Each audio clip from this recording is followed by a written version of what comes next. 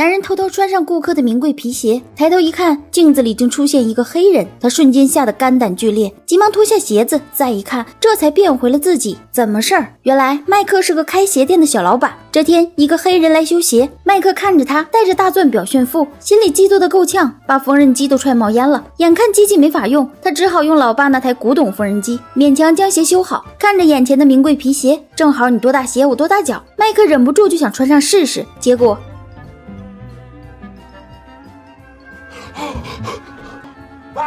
把鞋脱掉的瞬间，麦克这才变回自己。冷静下来的麦克决定继续试试，他找了一双大号高跟鞋，穿上高跟鞋后再一抬头，居然变成女装大佬，这身材那真是没少花钱呐。他又选了一双，这次变成了酷酷的老头，再换，结果变成这样。很快麦克就发现了问题，只要是那台祖传缝纫机修补过的鞋都会附带这种神奇效果。他瞬间觉得自己发现了宝，从此麦克的生活变得多姿多彩。他不断试穿各种人的鞋子，有时候去跟老大妈耍太极，有时候去饭店吃霸王餐，麦克玩得不亦乐乎。可这天生病的母亲却说自己什么都不想要，只想在最后的时光里能和丈夫再一次共进晚餐。麦克的父亲离家出走了20多年，至今下落不明。麦克心里不得劲儿，于是他拿出父亲留下的鞋子，想用那个神奇的能力代替他的父亲完成母亲最后的愿望。晚上母亲盛装打扮，麦克穿上了父亲的鞋子，以父亲的样貌走了出来，看见失踪了20多年的丈夫突然出现，母亲非常惊讶。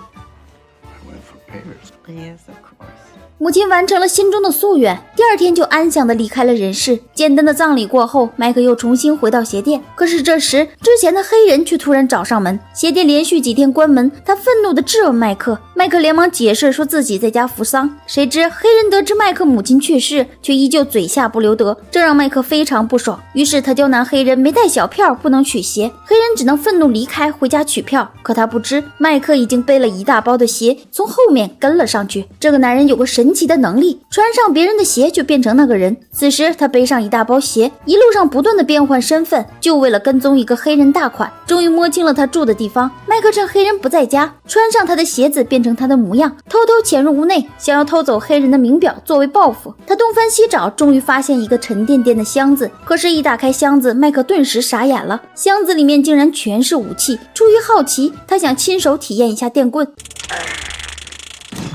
事实证明电棍威力强悍，等他醒来后正好碰到了回家的黑人。黑人看见麦克出现在家里，瞬间缓过了神儿，迅速向麦克展开攻击。麦克混乱中用电棍电晕了黑人，再次醒来，黑人被绑在了椅子上，麦克已经变成一个肥仔坐在面前。他从黑子口中得到了他藏表的位置。正当麦克以为自己要发财的时候，黑人的2个手下敲响了门，原来他们正准备要去收钱。一听说有5万美金，麦克立马变成黑人，跟着手下出发了。给钱的是个黑心地产商，他想让黑人用暴力赶走几个钉子户。麦克接过钱答应下来，反正他只管拿钱，办事的是黑人。可惜麦克没开心多久，回来时就被黑人埋伏了。黑人一把掐住扮成女人的麦克，麦克边挣扎边踢掉脚上的高跟鞋，立马变成了鞋匠本将，这要把黑子吓得不轻。但此时黑子杀意已决，麦克只能奋力逃跑，结果无意间用高跟鞋跟扎进了黑人的大动脉，这下可玩砸了。麦克战战兢兢睡了一夜，第二天还是良心不安，选择去自首。但待警察来到案发现场时，他们傻眼了，尸体不见了，连房间都收拾得干干净净。麦克一脸迷惑回到店里，结果却发现高跟鞋和钱居然整齐摆放在自家柜台上，事情越发的难以控制。为了摆脱这些麻烦，麦克变成了女装大佬的模样，决定把钱还给地产商。可这杀人放火的事哪有退钱的道理，仅仅一声令下，麦克就被砸晕过去。等麦克再次醒来，已经躺在汽车后座上，前排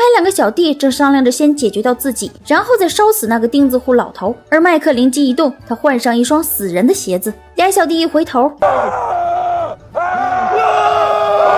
逃出升天的麦克决定反抗金姐，去解救钉子户老头。他先跑去跟居委会说明情况，然后又将计划说给了老头听。下一秒，麦克就变成了老头，一番忽悠之下，成功骗取了金姐的信任，承诺自己第二天就搬走。可到了第二天，金姐明明已经吩咐了手下将老头送到了千里之外。但再次来到老头家时，发现对方竟然还待在房子里。发现自己被耍后，金姐扬言要杀了老头全家。而话音刚落，一个记者扛着摄影机从外面冲了进来，拍下了整个过程。之后，金姐因为恐吓居民，登上了新闻头条，彻底身败名裂。麦克再次变成死去的黑哥，打算拿他的脏钱做点好事，结果误打误撞碰到了对方的仇家，被几个大汉绑到了车里。而就在这危急时刻，